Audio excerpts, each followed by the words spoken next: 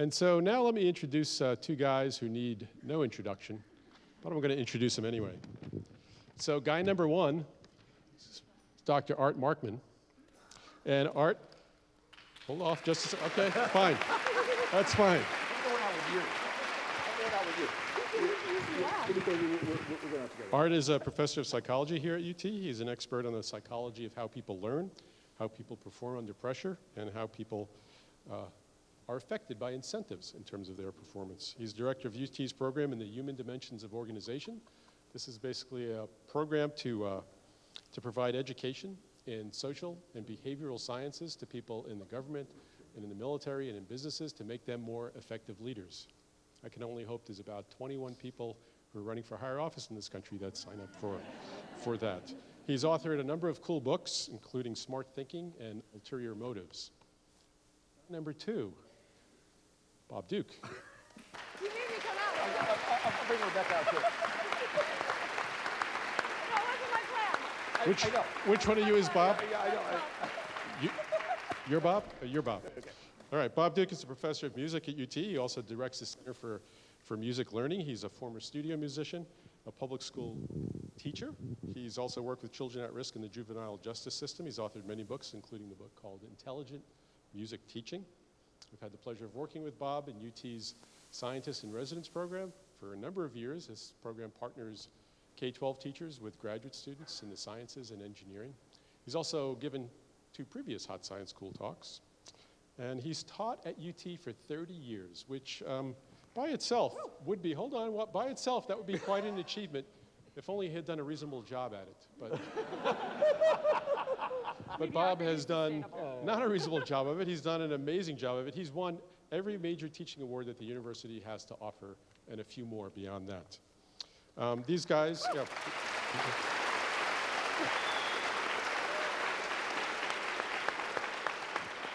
These guys are outstanding scholars and teachers, and I could go on for a while about all the accolades and achievements that they've earned, but there's a real special synergy when they get together, expertly guided by KUT's producer and host, Rebecca McInroy.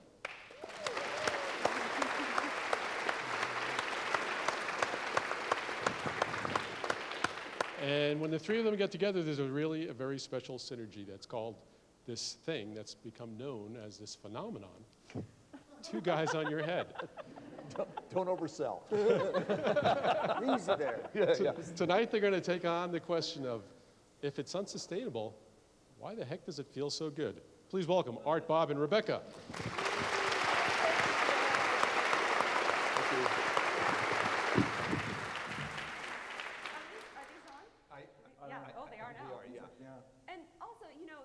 So much, Jay. And thank you, Belinda, and everybody at Hot Science School Talks. This is such a cool event. We are so lucky to live in this cool city where we can experience events like this. So thank you, guys, for everything you do. And everything you do. Yeah. Yay!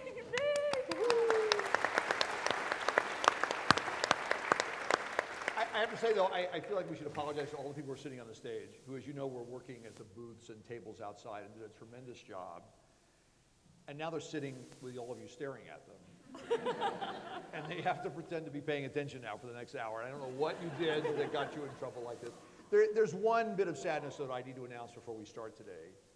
I came here 31 years ago, actually. And when I first came here, this stage was covered with plastic trees. And now there's only one left. And it's just a little indicator of what's happened to our planet.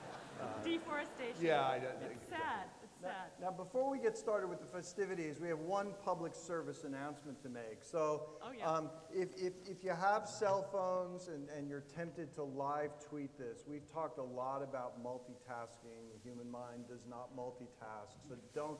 So, if you need to do anything, here, take the next 30 seconds to follow us on Twitter and Facebook, 2 guys on your head, and then put the phone away for the next hour and 15 minutes. And subscribe on iTunes to the podcast. That's right.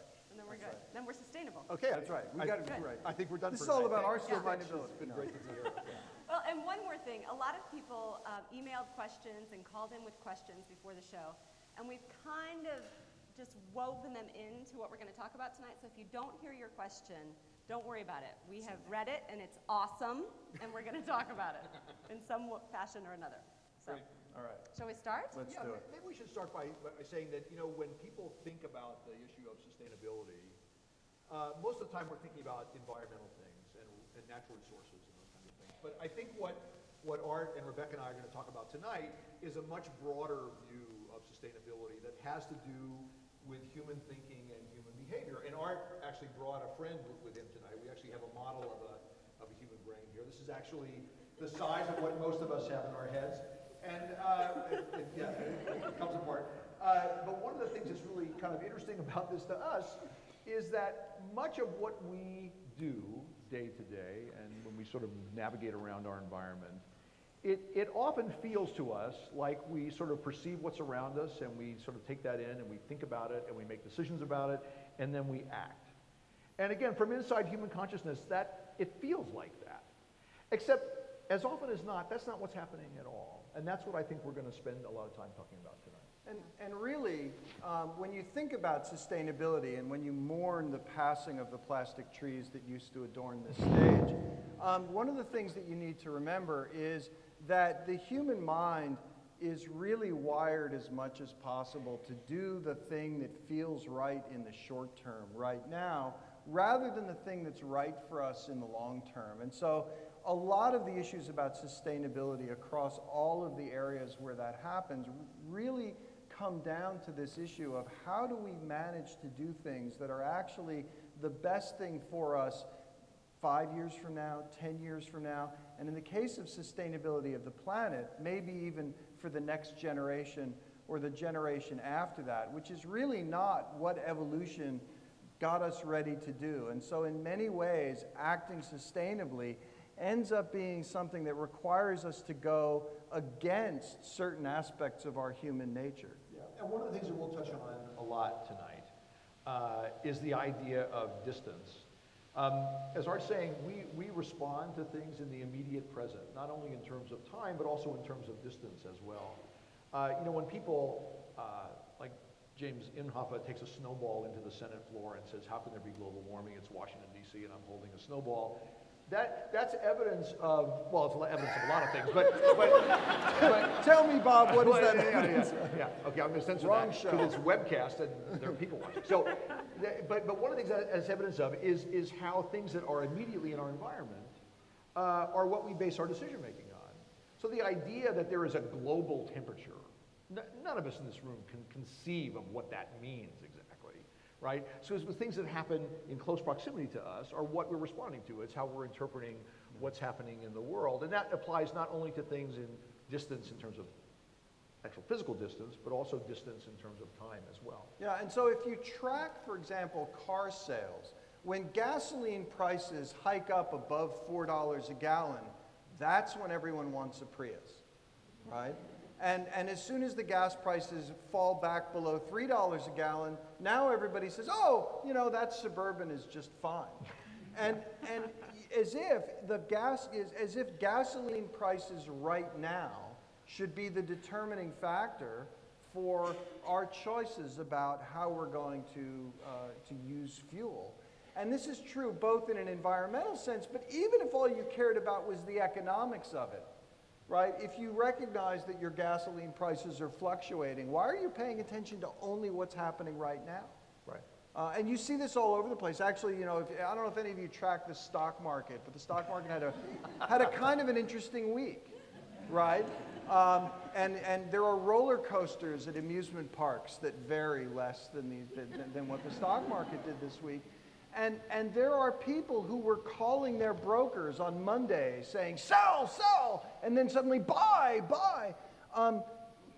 Because even though anyone who does any kind of financial analysis and tries to help you with your money tells you, pay no attention to what the market is doing today. Really, it's a long-term thing. And now we're talking long-term not in terms of years or decades. We're talking maybe thinking about things on a 6-month to a year-long basis. And people have a hard time with that. And I think a lot of that is evidence of what brains have evolved to do. I mean, we're not idiotic. we've just been around for a very long time. And, you know, one of the things that Art's brain that we'll hold up in a while will illustrate is that, you know, as brains evolved, thank you, Art, as brains evolved, you know, they grew new stuff, right? But the new stuff didn't replace the old stuff, right? So all of the things that were part of primitive brains that told us things are bad, run. Or that looks tasty, run. Or she looks lovely, run. All of those things are still operating, right? When the new stuff grew in the brain, it didn't replace the old stuff, it grew on top of it. And we often like the idea that our intellectual, conscious parts of our thinking are able to just will the other parts of our brain into submission. And anybody who's ever been sad and had somebody tell them, stop being sad, cheer up. We think, what the hell's wrong with you? I'm sad, I can't just do that, right? Because I can't will my emotions that way. And much of what I think explains much of the behavior that we're going to talk about tonight is related to that fact, that our brains are multi-modular devices that have lots of pieces that have developed over a very long period of time, all of which had pretty useful purposes at the times that they evolved, some of which may not be optimal today. So while I have the brain out absolutely, here, please. in pieces, don't do this at home with any brains you have available. But these are some structures from deep inside the brain. And if you were to take the human brain, you know, we call that outer stuff the cortex. It's sort of, if you think about this piece, which is still whole, it sort of looks like a boxing glove. And it's but bumpier than your typical boxing glove. If you dig deep inside the brain, though, you come to these structures that are made out of gray matter deep in the brain. And these are part of what's called the basal ganglia. That won't be on the exam. And the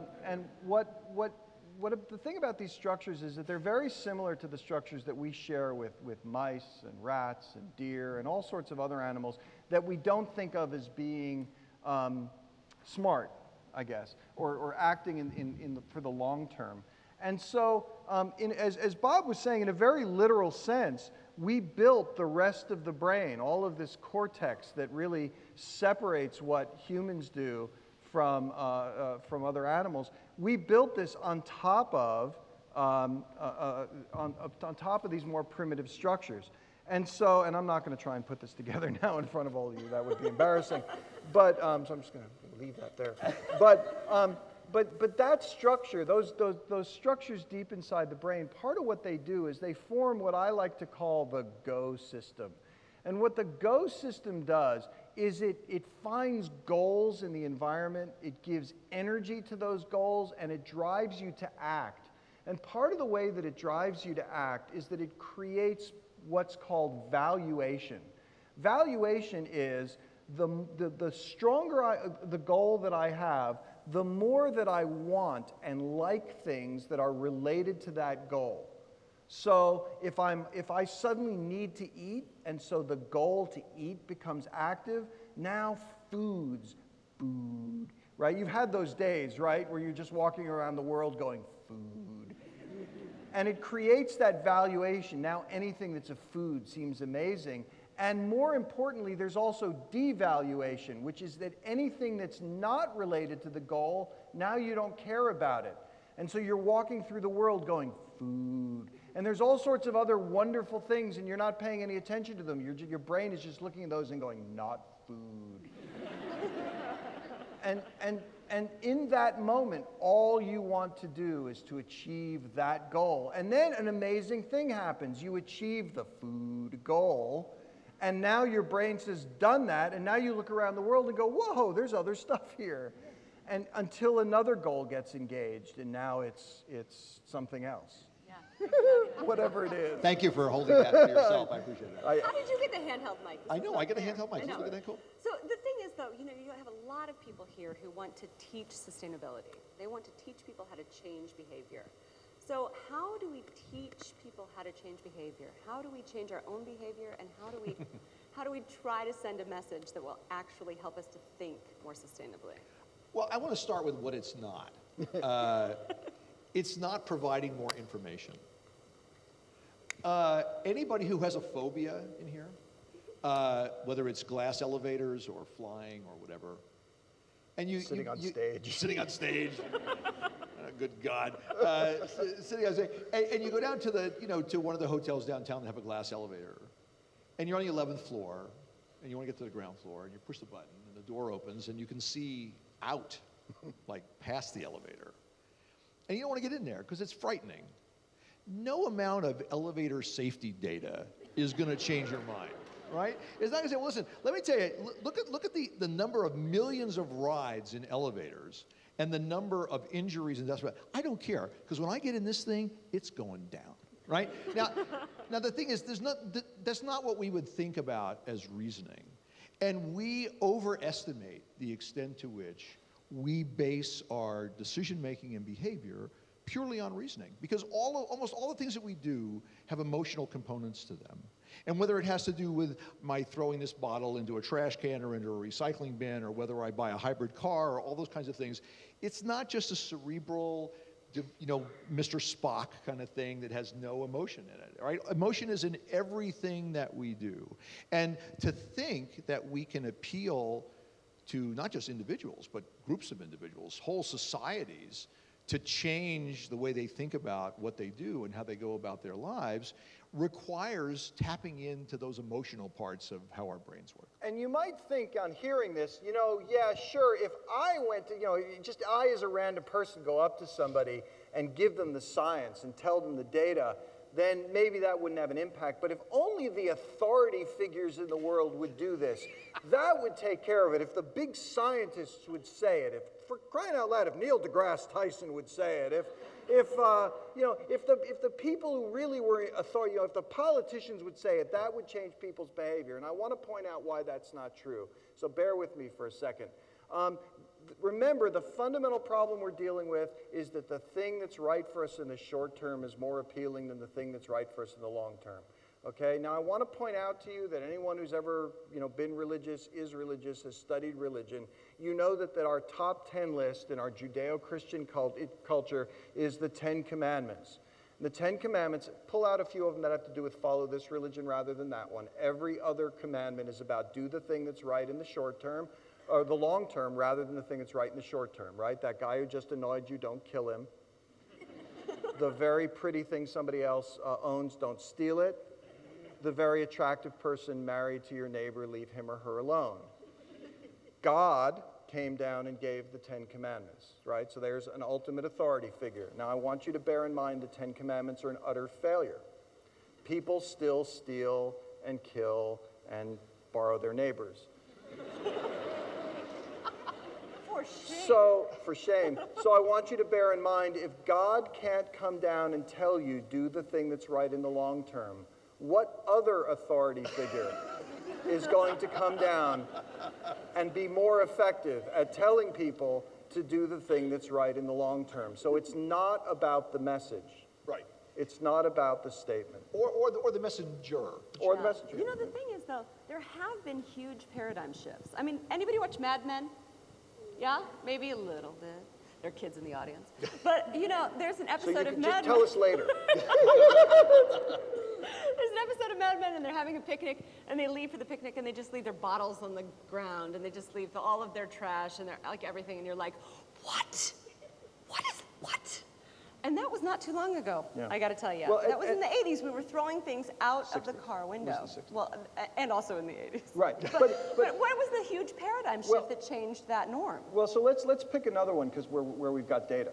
Right? Okay. Which is actually related to Mad Men, which is smoking. So those of you who watched Mad Men, you know that if Mad Men were true, every man, woman, and child in the United States in the 1960s was smoking cigarettes. In point of fact, it was actually closer to about 55% of American adults in the 1960s were smokers. As of the last few years, that number is down to about 19%.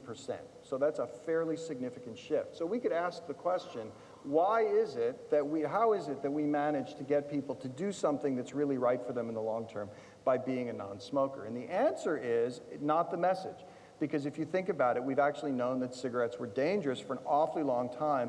And in fact, not only does repeating that message not make people smoke less, there is some evidence that those warning labels that they put on cigarette packages actually make people smoke more, because addicted smokers see those messages and they think, oh, that's about cigarettes. You know, a cigarette would be nice to have right about now.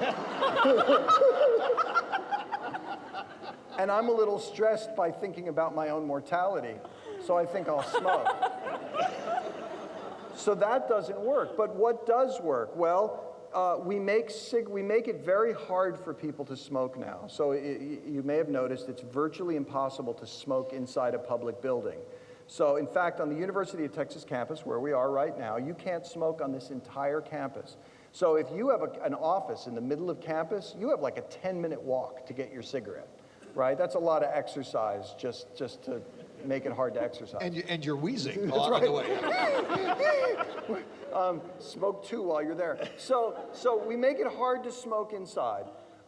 We make it expensive to smoke by jacking up cigarette taxes. In fact, in the city of New York, it's well over $10 for a pack of cigarettes because of all the taxes that are there. So we've made it hard for people to do it. And most importantly, we have created a tremendous amount of social disapproval. So the story I love to tell about this, when I was a kid, I was in a group called Indian Guides, which was part of the YMCA, and what would happen is you'd get together with a bunch of dads, boys and dads, and the kids would make vaguely Native American inspired crafts out of plastic. It was the 70s, okay? And the dads would stand around talking, and about half the dads, because this was the 70s, were smokers, and so there were certain houses I would hate to go to because the dads would all be smoking while the kids were doing the crafts. Now, fast forward all these years, can you imagine like Cub Scouts now and a bunch of parents standing around smoking at a Cub Scout meeting? It wouldn't happen, right? There's tremendous social disapproval for that sort of thing. So we just don't do that anymore. And so what have we done? We've changed the environment by making it really hard to do the wrong thing. And we have changed the social structure to really support the desirable behavior. And now we're getting to some of the things we can begin to do if we want to create long-term sustainable behavior. And one of the things just to emphasize about the example that Art just gives is how none of that has to do with explaining anything to anybody, right? I mean, there's no explanation in any part of that. And we live on a university campus, right? We believe that if I just explain something to you, then you'll know it, right? I mean, otherwise, what are we doing? Right. Now, we think of this as a learning environment. There are many rooms on campus just like this, with chairs full of people facing people, talking to them. This is a terrible learning environment. And we're so wedded to this here at the university. Thanks for coming. Yeah, that's right. We're so wedded to this at UT. In many rooms like this, we bolt the chairs to the floor. Right? Now that's not going to change the way people behave. Right? Because again, thinking about where we started this evening with, the perception inside our own consciousness that we think and decide and act, that sequence is almost never the case. And as Art was saying, what changed behavior about smoking was making it more difficult and more expensive to smoke, and then eventually making it socially not cool to smoke, except in certain pockets where it's still cool to smoke. Right? Now, if you think about that related to any societal behavior change, like issues of sustainability, and you look at the efforts that have been made thus far that do have to do with the conveying of information, right? Or showing, ice sheets falling off of Alaskan coastlines and those kinds of things, that's really far away, And right now, in my backyard, it's hot. It's really hot, and that's really far away. And I don't, in a visceral way, in an intuitive way, connect those events to what happens on a day-to-day basis. Yeah. So the question is, how do we make sustainability present in our environment? Okay? How do we turn that into something that we have to do? And to give an analogy, and I'm going to apologize to some of the parents here for this, but if you think about human evolution, okay, Human evolution has had to, and evolution of animals in general, has had to solve problems for how to do things that are right for the species in the long term. So for example, it takes about 9 months for a fetus to gestate in humans. So how do we get people to pursue an action that will ultimately allow babies to be born? The way that evolution solved that was by making the action you have to perform to ultimately create babies really, really desirable, okay? Really desirable. I mean, this is one of the prime movers for human beings. So how do we make the environment more like sex? That's a fundamental question. How do we make it so desirable to do the right thing? I think you have to get to know it first. When a person really, really loves the planet. No, it's no, but how do we create an environment in which doing the right thing for the planet is just an incredibly desirable thing for us to do, because that is ultimately the problem that we have to solve. Well, and I think anytime any of us had tried and succeeded in accomplishing a long-term goal, whether it's making sure we save enough money for our children's education, or we save enough money to make a down payment on a house, or we do any kinds of things that don't have an immediate payoff, and even worse, require a short-term sacrifice, right? I mean, how do I make a decision to give up something now with only the promise of something good coming from that later on? And in every instance, when that's successful in human beings, and using Art's example is a perfect example, is that there has to be some way to take pleasure in the short-term activity. Now that can happen a lot of different ways, right? I mean, I know a lot of Prius drivers, and they're kind of smug, you know? I mean, I see what you're driving, babe, and you're sucking up a lot of fuel here. I'm kind of saying, you know, and I think, you know. So says the smart car driver. Exactly, I'm right. I know, I have a smart car. But the idea about that is that's important to think about is there is something that allows you to feel good about, first of all, your own choice, and then the people you hang out with that say, man, look at that. How many miles you get to gallon? I get 50 miles a gallon. And people go, God, 50 miles a gallon. And now think about that. Here's this social interaction that creates this very positive thing. And it's not about, you know, generations from now, my children will still have, you know, the Everglades or whatever it is I think I'm doing. To make plastic ferns. To make plastic flowers, right? But the idea is, as Art said, we've taken what are long-term consequences and attached them to short-term consequences that motivate us to act. And a lot of those consequences that are the most successful are those that involve other people, right? I mean, we are emboldened and heartened by doing things that our peer group feels are positive, right? And if a peer group that we associate with, and that peer group might be an entire society, says, you know, it's really good for us to do these particular things. I mean, and one thing, if I can seem like make a digression, but it makes this point, is the idea of patriotism. You know, I don't know if you've ever seen little kids or heard them say the Pledge of Allegiance. I mean, like little tiny kids. And they're saying the pledge, and they don't know what the words are, they don't know what they mean. You know, I pledge my allegiance to they don't know what they're saying. But they know a couple of things about what's going on. That one time in the school day, everything gets really quiet. And the teacher makes you put your hand on your heart. And you say this thing. And whatever you take away from that is, this must really be important, right? Now, people who start to come to feel that way about the country, I would dare say most of them have not done a thorough vetting of governmental systems on the planet and decided that, yes, in fact, you know, our system is really the best. They haven't done it. That's not how they came to that, right? Over at Memorial Stadium over there, I'm a long-term Longhorn fan. My family is season tickets to Longhorn games. I mean, and we will sit there in a stadium, 20 points down with 3 minutes left in the fourth quarter and shout, "We're number one!" Now, that's insane, right? It isn't insane if you realize it's not a logical thing. I feel like we're number one. look, we're wearing orange clothes. Good God, come on. Number one. Burnt orange. Now, when you're in that spot, right, and you're reacting that way, no coach's poll is going to affect the way I feel about that, because that's not where that's coming from. Even right? the score. Even the score, right, exactly. Especially the score.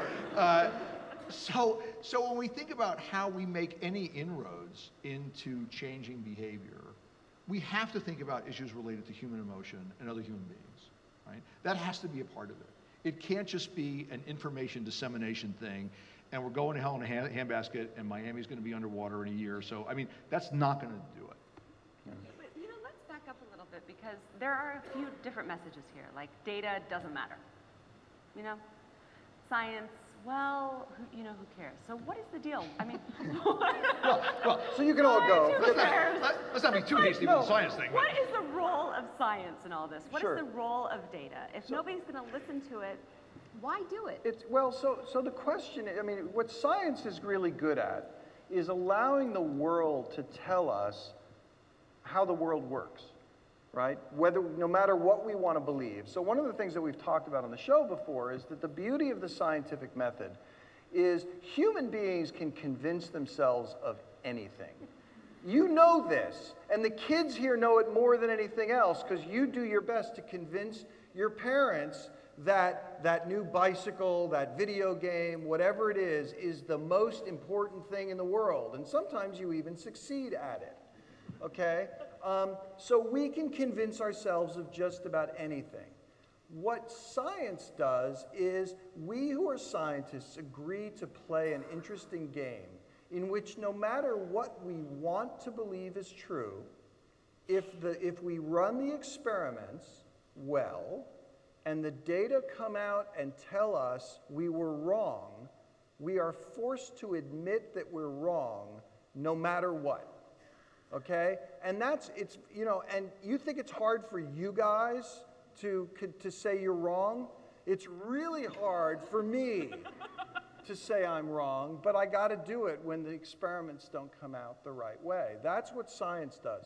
Now, what is the value of science in this? At some point, we have to figure out what is the right thing to do.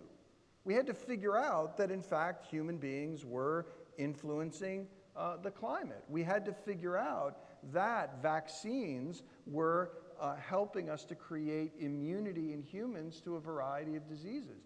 We had to figure out all sorts of things that turn out to be the right long-term behavior.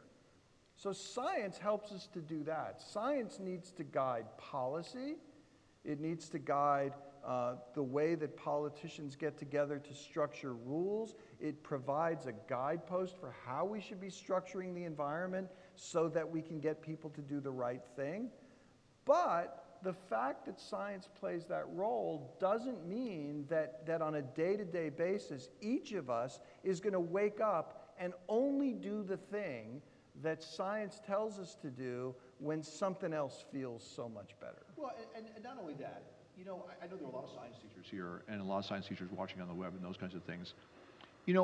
Art and I have given a lot of talks for science teachers over the past 2 years, and we have more coming, I think, as well. And one of the things that we're trying to do in the Science and Residence program and in other programs related to Environmental Science Institute and those kinds of things is convey a different message about what it means to learn and teach science. I mean, right now, what most people conceive of as science is a collection of known facts about the world, right? And much of that fact knowing is basically what to call stuff, right? And first of all, there's not much interesting about that, first of all, if you're a curious person. But what's more important about it is this. The process of science, what Art just described, is generally not taught effectively in schools. Because the reason the adult population right now doesn't trust science, to the extent that it doesn't, is that we write like this. These data seem to suggest that in some circumstances, this variable may affect this outcome. See footnote 2. Yeah, right. Now, what people want to say is, just tell me, do I eat salt or not, right? It depends. Right. Yeah.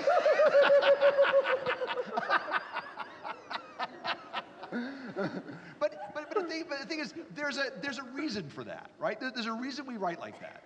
The tentative nature of scientific findings is not a weakness of science. It is the strength of science. Now, you have to think about when human beings developed language, we had a tremendous advantage over other species, right? Because we didn't have to find out everything on our own anymore, right? We could actually tell somebody else. So if I'm an early hominid walking on the savannah somewhere, and I find some bush with a lot of berries on it, and the berries taste delicious, right? I can go to my friend Mog and say, hey, Mog, good berries on that plant over there, and Mog can go eat that, right? yeah, go over that way. But here's the thing about that. What if I don't tell him the truth? Or what if I tell him something that I think is true, but actually I'm really mistaken? You know, I think the berries really gave me energy. And really the reason I feel energetic is because I got a good sleep last night, and then I met my future mate this morning, and now I feel energy, and I attribute it to the berries, right? So now I tell Mog about that. And now there's error in the system, right? The reason scientific method was developed was to cure the disease that we all have of self-delusion, right?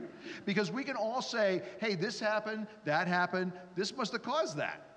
You know? I mean, if I go to the foul line 4 times, I make the shot if I dribble. If I dribble 5 times, and I'm at 3 times, no, 4 dribbles, shoot, right? Now, that may have no connection to reality whatsoever, but my perception gives it that it is. So now, if we say we want people to think differently, and as Art rightly says, consult the data about what should happen, somebody has to understand, everyone who consults the data has to understand, the nature of scientific inquiry, in the sense that we start out by saying, this may be true, and I'm going to collect some data. And based on the data that I've collected, I can still think this is true because nothing in my data show that it isn't true yet. Yeah. But I'm still not sure, it could not be true, but I just haven't shown that it's not true yet. And you know, so if anybody tracks the science news at all, then in the news, just in the last couple of days, you may have heard about something called the replication project in psychology. And if you read the articles about this, you may have found that they're arguing that, you know, only a fraction of the studies that were published in one of the prominent journals over the last few years, that only a small fraction of those those findings replicated when they ran the study again. And you might look at that from the outside and think, what are these people doing? This is ridiculous. But it turns out that's actually how science works. Somebody gets a finding, and they work on that project a bit, and they publish those results, and then other people look at that, and we begin to understand what's real and what isn't. Now, in addition to the work that I do, where I write scientific papers and write papers that get read by 30 of my closest colleagues, I do a lot of work. I love your papers. Thank you, thank you, because he's one of my closest colleagues. I also try to go out and spread the word about science, and I do that. I go to companies, and I have a radio show, and one of the things that's important to remember is that a lot of times when you're trying to give people an understanding of what they can count on in psychology, you end up reaching back about 15 years in order to do that. And that's not because people were better researchers 15 years ago. It's because it takes about 15 years for a finding to kind of go through the whole process of other people replicating it and figuring out when it works and when it doesn't till we finally understand what it means.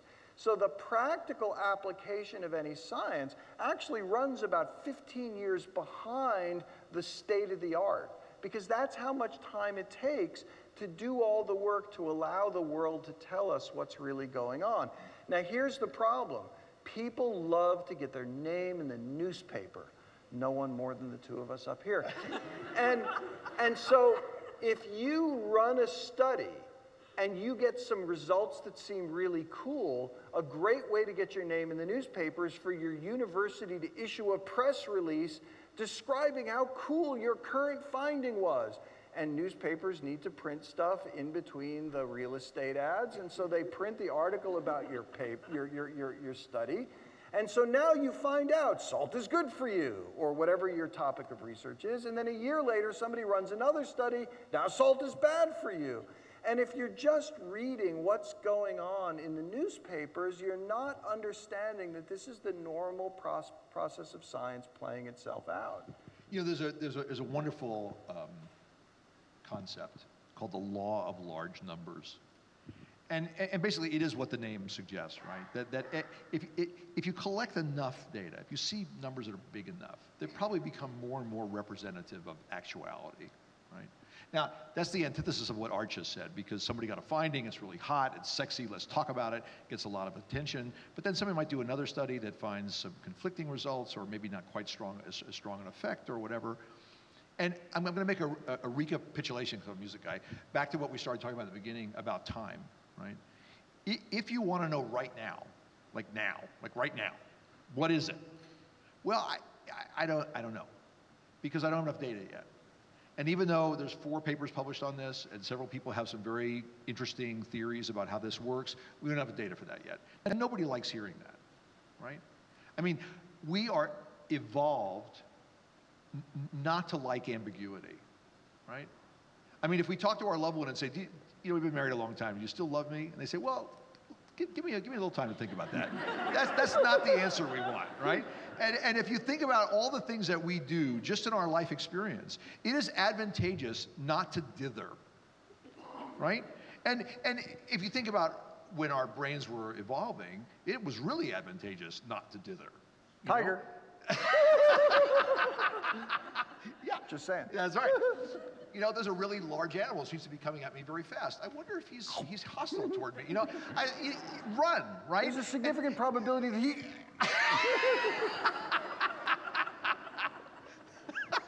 I got to get over that one for a minute. But if you think about those kinds of things, right? And now you're in an environment where there is information just everywhere, and everybody's trying to persuade you to do something. You know, to click, to buy, to change your laundry detergent, whatever the heck it is they're trying to get you to do. All this stuff is coming at you, right? And again, our natural tendency is decide, decide, decide. And the reason somebody invented science is so we say, well, wait. Now, when you got a bunch of people in buildings like on our campus who are saying, wait, and everyone's asking, so do I eat more salt or not? Are eggs good for me or not? Should I have a mammogram or not? Right? They want an answer.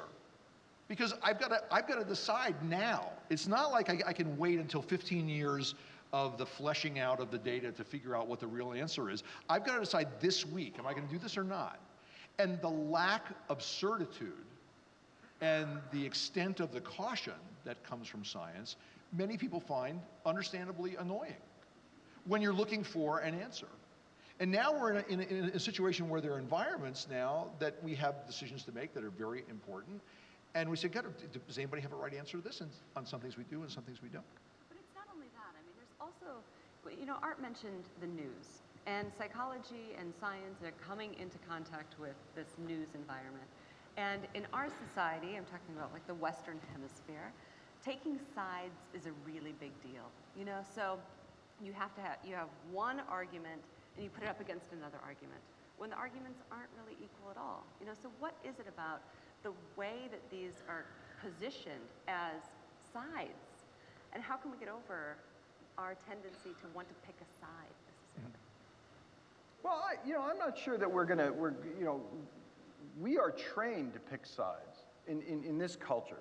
I mean, you know, it's not clear that, not every culture does this, but Western culture trains people to pick sides. We are taught from early on in education to pick a, you know, we write persuasive essays in 7th grade, right? You get that 5-paragraph essay you got to write, and paragraph 1 you got to lay out your position, and then you have to support it, and then at the end you give your conclusion. What we're teaching in that is pick a side and support that thing, and we're not particularly adept at compromise.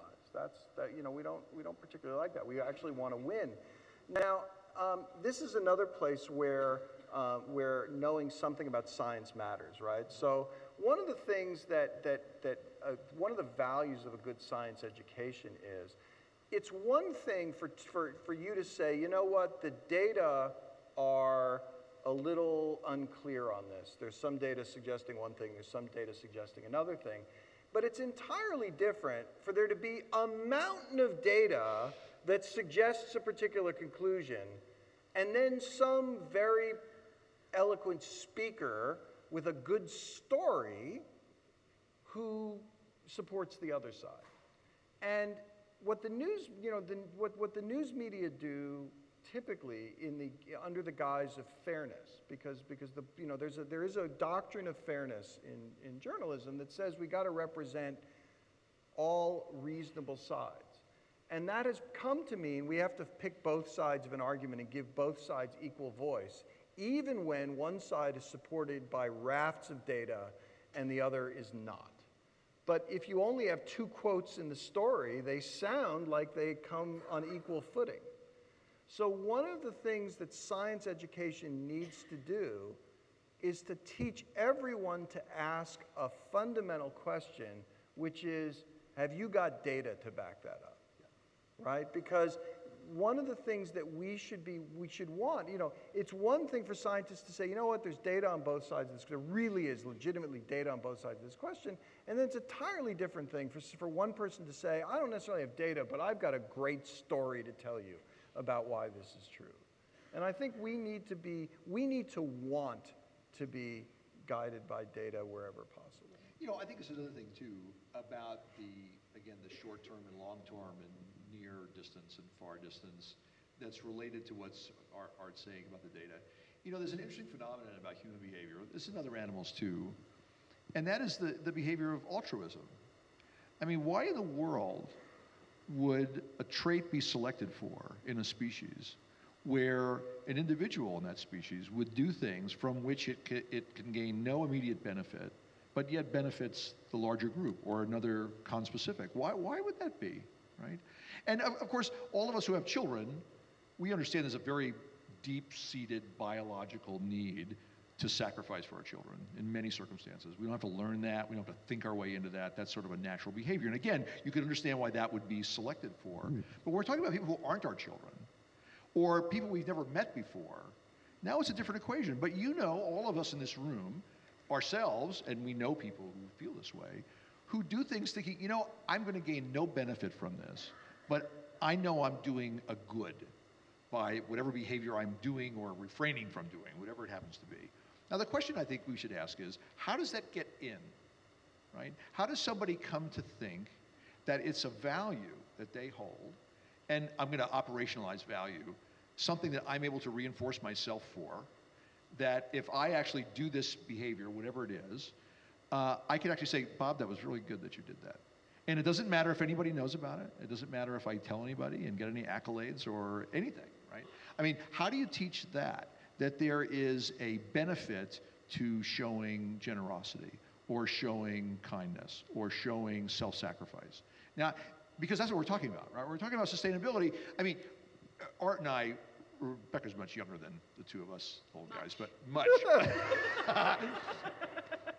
But I mean, for those of you in the room younger than 50, all of us over 50 owe you a huge apology, because we've just taken everything, right? We've got Social Security, we got Medicare, we got all kinds of stuff. And when Congress meets and says we have to make hard choices, by the way, whenever politicians say that, they mean there's hard choices about somebody else, right? We're gonna make some hard choices. They're not talking about taking away our health insurance. We're talking about taking your health insurance, right? Because we're old and we got a lot of money and we vote.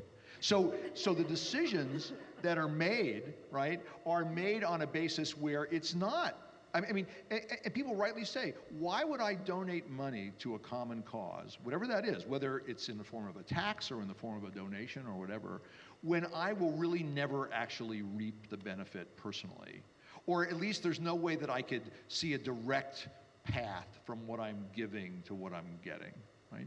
And that's the nature of almost all the decisions that have to do about the environment and about sustainability. And about sustainability in all dimensions. Sustainability of your family budget, sustainability of whether you can get that little sleep that little sleep every night and still survive. I mean, all the things that are unsustainable in our lives require a thinking that differentiates what we're doing right now. And as Art said at the beginning of the talk tonight, things that are immediately very enticing and pleasurable and reinforcing, and things that have outcomes that are not directly going to benefit us potentially.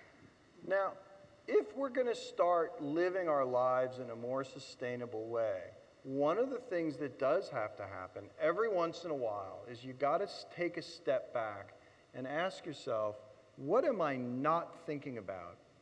What are the actions that I take that I don't think about that are actually affecting my impact on the world? And let's talk about environmental sustainability for a second, but it doesn't have to be that. It can be any of this kind of sustainability. But it turns out a lot of your habits are affecting your impact on the world. The foods that you choose to eat influence the world. They take fuel and water and land in order to be produced. Whether you choose to turn the light switch off when you leave a room, whether you choose to unplug your computer, which is drawing juice all the time even when you're not using it, is influencing the environment. The fact that you choose to drive everywhere and to own your own car influences the environment. Now, I'm not telling you everybody move into a 300 square foot house and live like a monk. That's not the lesson here.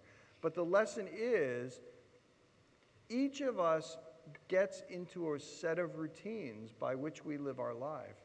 And you know, it's not a bad idea on about a yearly basis to kind of take a look at your life and ask yourself, is there something I could do differently this year? You know, maybe meatless Monday this year. You know, it turns out meat production uses a lot of water, uses a lot of land, uses a lot of fuel. Well, if even one day a week I ate differently, that's 1/7 of my life. You know, that has an enormous impact. Nobody says you have to be a completely different person overnight, but you can really look at your life and ask, what are my habits? Because habits are by definition the things you don't think about, the things you do without thinking that you don't even necessarily remember having done. So walking around for a week and asking, what am I doing? What is occupying all my time right now? You're wishing I would ask myself. But you know, if you ask yourself that question and reflect, what am I doing? And that gives you an opportunity to say, are there even small changes that I could make that would be easy for me to do, that would actually have an impact on the way that I affect the world? And this gets back to the idea about how much of this is cognitively mediated and how much of it is based on emotional responses to things. I mean, I think a lot of people listening to what Art just said say, look, I mean, meatless Mondays, okay, so I got one less day I'm eating meat. What difference could that possibly make, right? How could that, and you're right. and you're doing that alone isn't going to make any difference, which is why you can't reason somebody into this. The reason people do good things is because often doing good things has no good reason, right? I mean, the time that you take to help some person because they're having difficulty with their car or something, there's no good reason to help that person. There's no good reason. They're there, they need somebody, you're there, you decide to help them, you do a nice thing for them. That's a lovely thing, but you do it because you feel something about that. It's not because you've reasoned it out and think, well, boy, if I help this person, you know, we pass each other a lot, and my car's kind of crummy, and maybe I'll break down. And then I don't do any of that calculus. This person needs some help. I'm helping this person, right? And if you think about the things that we do that don't have an immediate benefit to us, they're almost always based on an emotional feeling that I feel good having done this, even recognizing the fact that it may not make a very big difference if I'm the only person who's doing it. And you know, I get asked these guys questions all the time. I mean, few, as you can see. You asked the question. But you don't. So now we'd like to kind of open things up for questions. So if you have a question, there's no more mic, right, Jay? No? Yes? Yes? There will be a mic? Okay. I've got the mic. Yeah. So how do we want to do questions? Are we just going to kind of blurt them out? We'll repeat the question. We'll repeat them? Yeah, cool. Right up here in the front. Hi. In your smoking example, you said that two of the factors were that it made it difficult to smoke and expensive.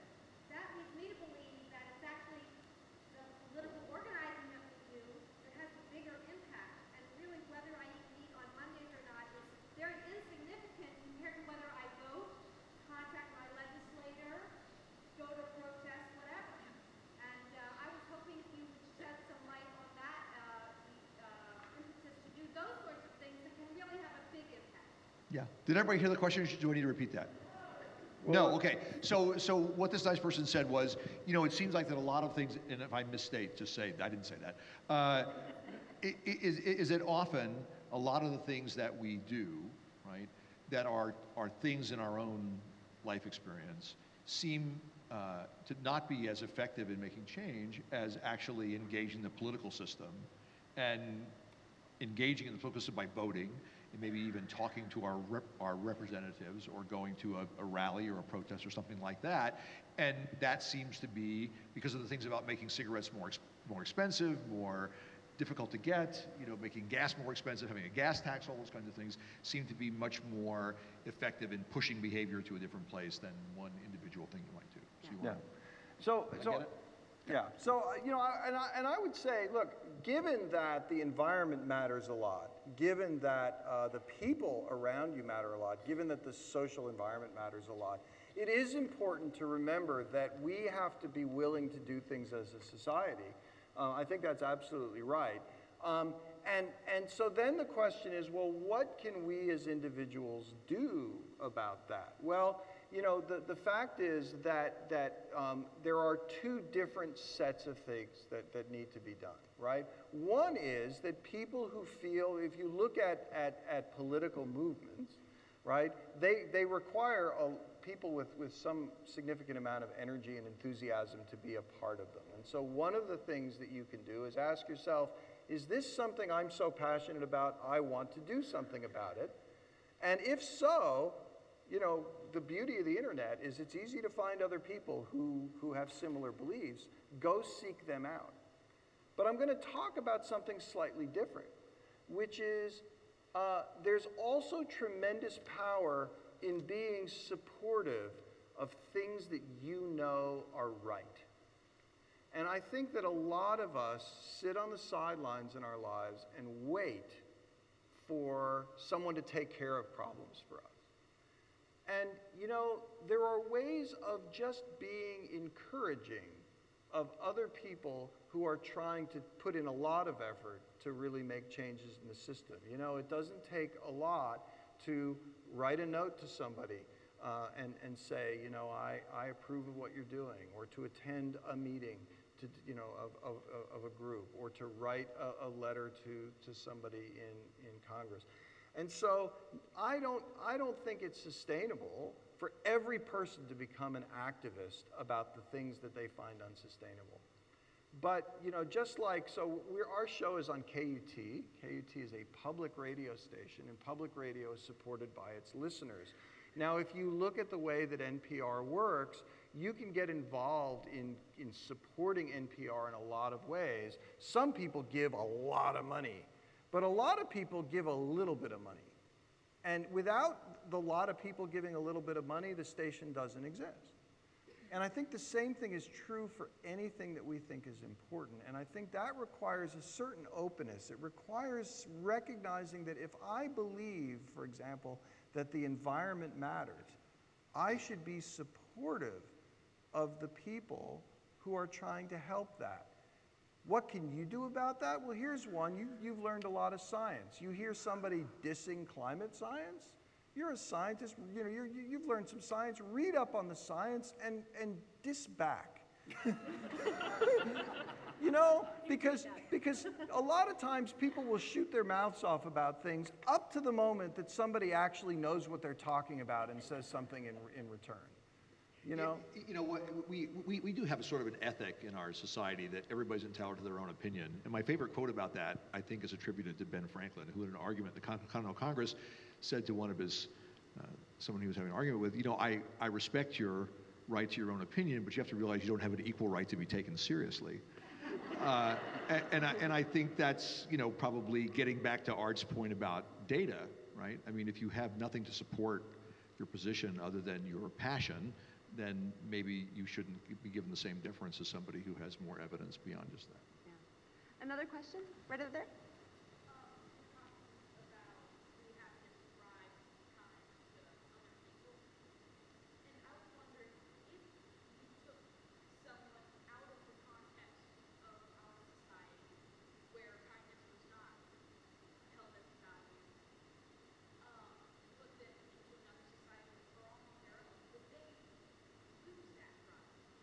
What a great question.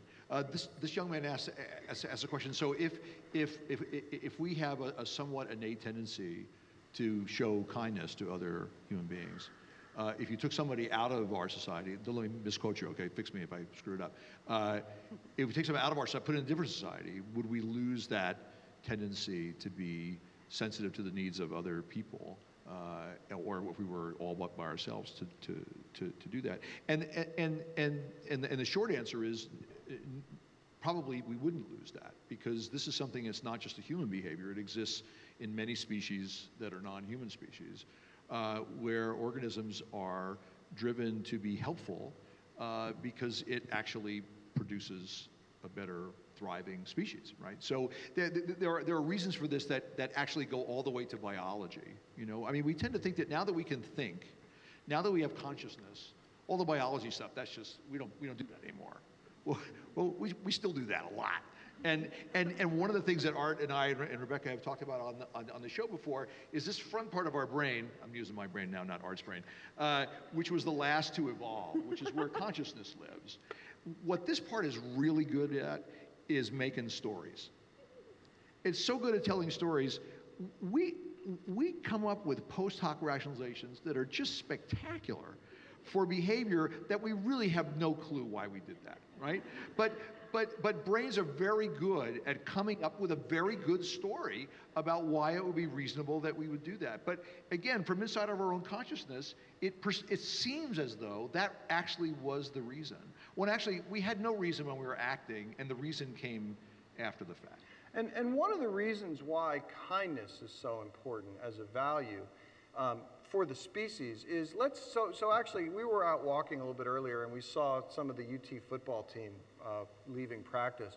And those are big guys. They're imposing physical creatures. But I will tell you, no, I'm serious, right? But can anyone. they tackle? Well, that remains to be seen. I want to know. Yeah. But I would like to say that if we took any one of them and put them up against a bear, the bear would win. Because no matter how imposing we get, there are limits because we're humans.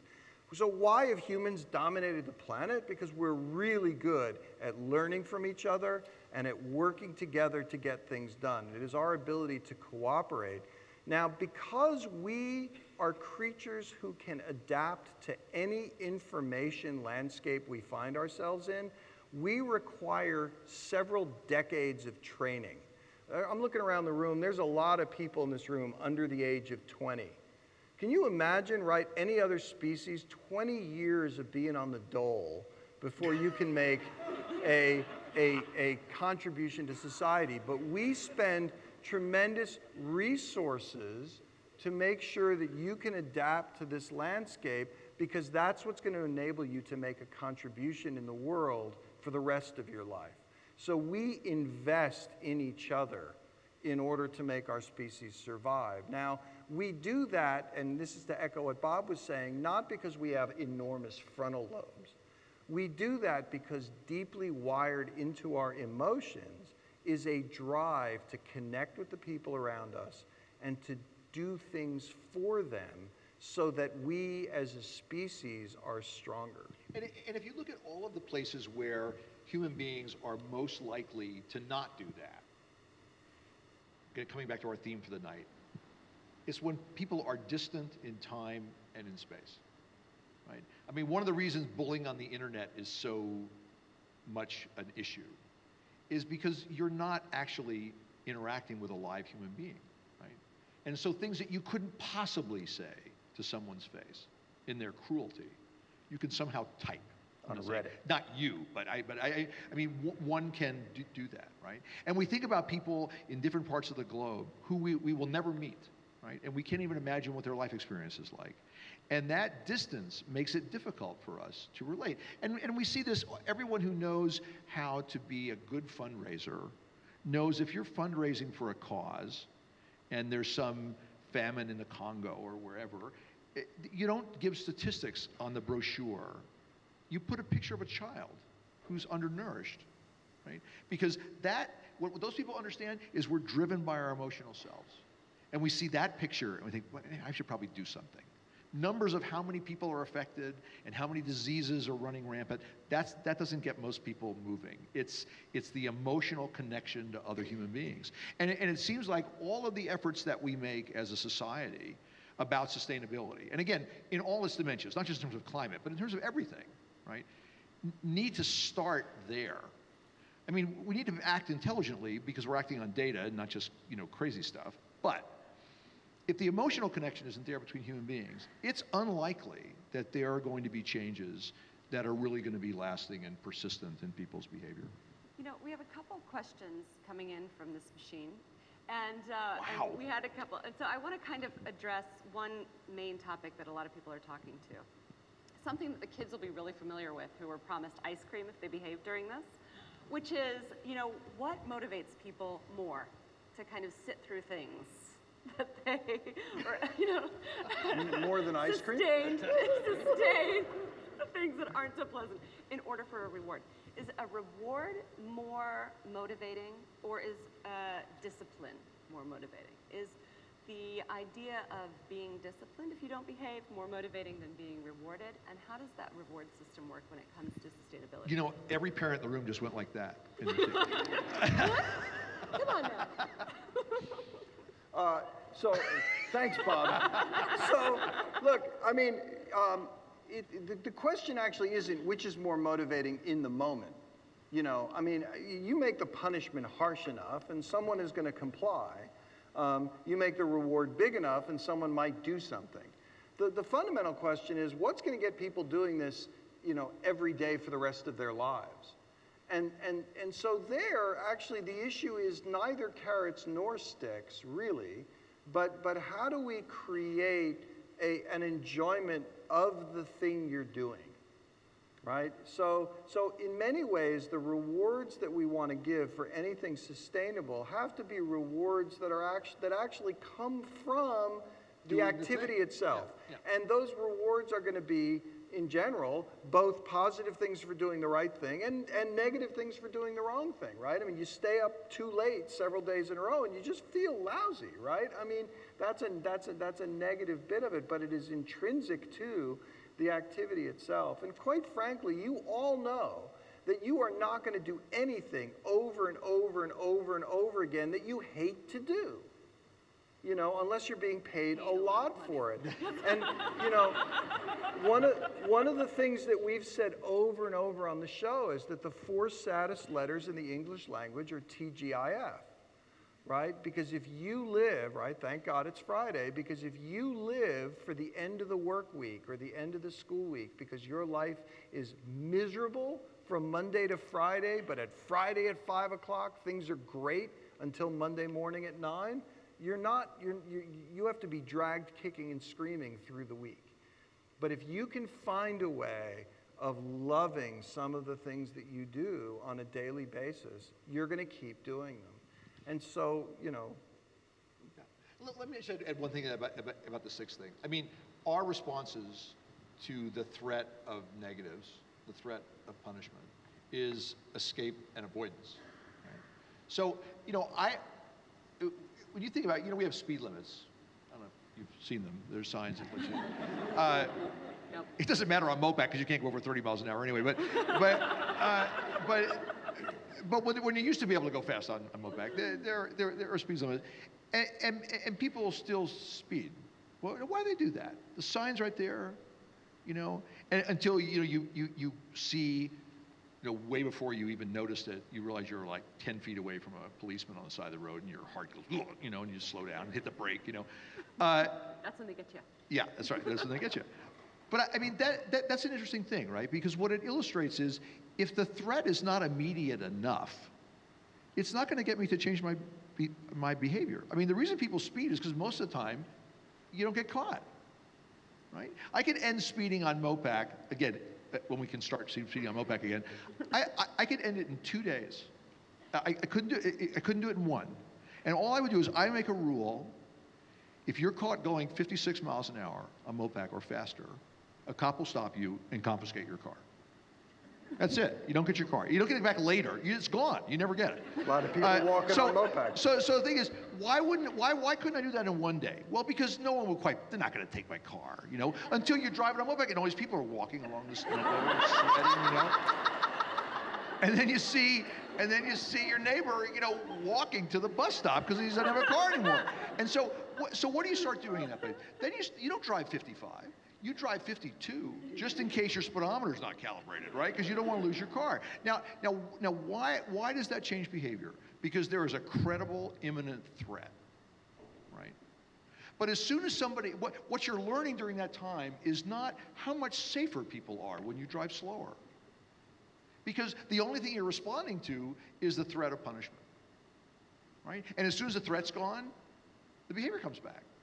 Right? As soon as they say, hey, all the cops are down at the convention center today, Mopac's back 90 miles an hour, right? Now, you think about this in terms of the environment and the ominous things that people show. But the ominous things that people are talking about are things that most people can't possibly imagine. So it's very unlikely that strategy is going to have an effect on their behavior because right now, like I said, I'm on the Senate floor holding a snowball. And it's, where's the warming stuff? And so that lack of immediacy makes punishment and threats of punishment an unsuccessful strategy. None of us learn to do anything that we choose to do, or at least we think we're choosing to do it, because we were punished into it. Everything that we do because we found something rewarding about doing it. And that's what sustains us. So if it's being a good steward of your community or your family or the earth, if you can think that broadly, then there has to be something in it in the short term that makes you think, I was really happy I did that. Because if that's not part of it, behavior's not going to change. Yeah. And you know what? We are completely out of time. We're even over time. Oh my God. Thank you so much for having us. Thanks, everybody. Thank you. Thank you.